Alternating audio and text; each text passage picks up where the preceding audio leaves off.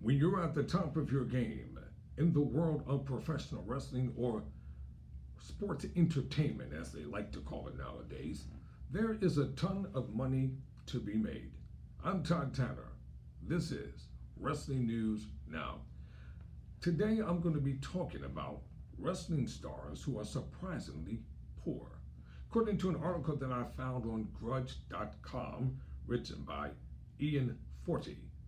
So I'm going to be quoting his words, but my personal word is this: mismanagement of funds, misappropriation of money, being overly generous, living above and beyond your means, and not investing properly can lead to poverty, no matter who you are. So this will probably be part one of a three-part series because there's a lot of information here. So I can't get it all into just one video. Quote, in 2018, professional wrestling is a sports entertainment force of nature, and the WWE in particular is a cultural machine.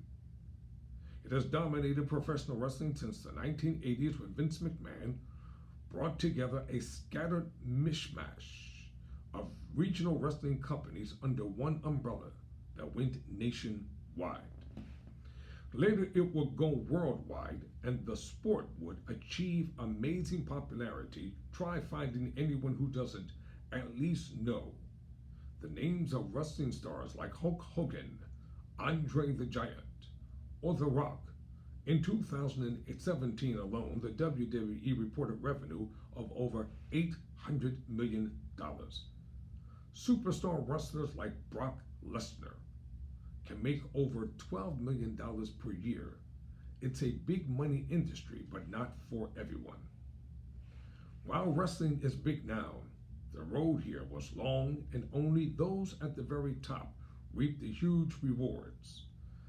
Many wrestling stars from yesteryear never got to have a piece of that multi-million-dollar action, while others have lost whatever they did and ended up in somewhere petty, dire straits overall. Some signed with smaller companies like WCW, ECW, and TNA that didn't have the reach and influence of McMahon's organization. Whatever the reason, it's surprising to see just how many superstars of wrestling have been pinned by financial ruin over the years. Let's start with Perry Saturn was left fearing homelessness. Perry Saturn, known to wrestling fans as Saturn, saw his wrestling career take off in the mid-90s in ECW before moving over to WCW. By 2000, he was signed to the WWE and had a 2-year stint in the organization before being released 2 years after that his career and life would take a drastic turn. In 2004, Satulio intervened in an attempted rape and was shot twice, once in the neck and once in the shoulder. This led to a serious painkiller addiction and eventually homelessness. Saturn seemed to vanish from the public eye for years afterward and didn't resurface until around 2011.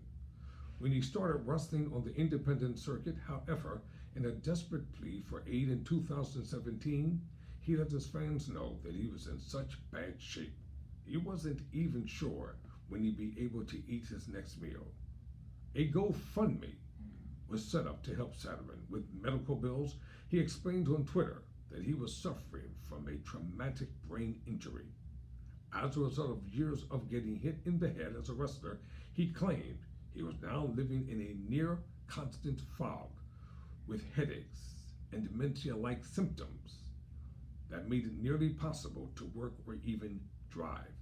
These days, Saturn is still getting medical help while a documentary filmmaker chronicles his journey. And with any luck, he'll be back on his feet for good soon. What about Virgil? Remember Virgil? With the $1 Million Man, he was his personal valet. So Virgil sparked his own meme.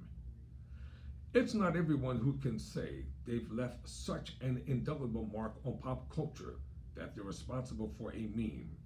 But the wrestling star known as Virgil, whose real name is Michael Jones, is one of these people. Jones is known for frequently making appearances at events with his autograph table set up and looking sadly alone and abandoned. Wow. Virgil rose to fame during the golden era of WWE alongside Hulk Hogan and Andre the Giant. Virgil was cast most famously as the valet and bodyguard of the $1 Million Man. His gimmick was counting the $1 Million Man's cash and occasionally getting beat up in place of his boss. In real life, post-wrestling, Jones and DiBiase had a falling out because of those very same autograph tables that started the Lonely Virgil meme, according to an ESPN DiBiase interview. Jones would book on events representing both himself and DiBiase when he knew full well DiBiase was not going to attend. It was simply a gimmick to ensure he'd get booked and make more money. Well, you can't blame a brother for wanting to get paid. Come on, Ted. Get serious. You're making all the money that you want to make and getting every nickel and dime and quarter and penny that you can get. Let a brother live. Now back to the script. In his desperation for cash, Jones set up a GoFundMe in 2015 with the stated goal of becoming a millionaire. At time of writing, the campaign had been active for 34 months and have raised about 1,000 from 49 donors. It's still open though, so feel free to help him out. Billed for a time as the Ugandan giant Kamala. You know Kamala? Always patting his stomach and his belly and growling. Billed is coming from Africa as a savage, so Kamala lost way more than just money. Billed for a time as the Ugandan giant, Kamala, whose real name is James Harris, was one of the literal giants of mid-80s WWE at 6'9" tall and weighing well over 300 pounds. He was an imposing figure. His racially insensitive character famously ate a live chicken during the interview, though the gimmick was only staged to make it look like he'd bitten the head off the bird. Sure made for some campaign TV though.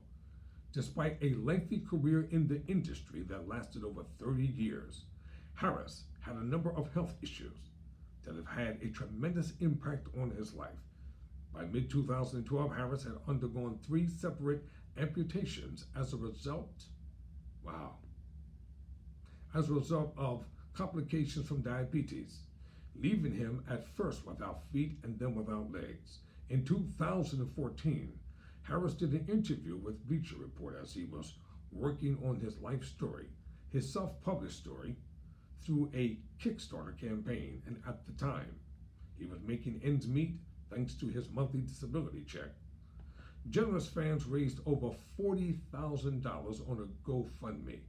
Thank you, fans, for looking out for James Harris, aka Kamala. See, people aren't as heartless as people try to make them be. So, the GoFundMe campaign raised $40,000 after the Bleacher Report article brought attention to his plight. But the health problems haven't let up for the superstar. He underwent surgery in 2017 that nearly killed him, according to TMZ. Here's hoping for the best. I will continue with the story from Sunny, how she went from diva to DUI. For Wrestling News Now, I'm Todd Tanner.